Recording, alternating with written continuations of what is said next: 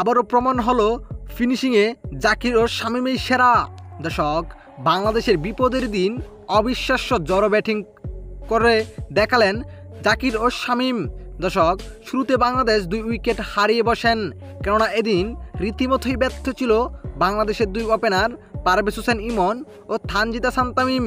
দুজনেই ডাক মেরে ফিরে যান, তবে লিটন দাস দেখে শুনে খেলছিলেন। শেষ পর্যন্ত লিটন ও তৌহিদ রীতিমতোই ব্যর্থ।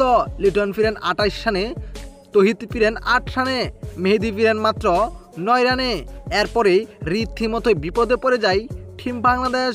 কিন্তু দর্শক, তারপর অবিশ্বাস্য পার্টনারশিপ করেন জাকির আলী ও শামীম হোসেন পাটোয়ারি। এই দুজনের দুর্দান্ত ব্যাটিং তাণ্ডবে লড়াকপুজি করতে পেরেছিল টাইগাররা, যেখানে মনে হচ্ছিল 100 রানের আগেই অল আউট হয়ে যাবে বাংলাদেশ।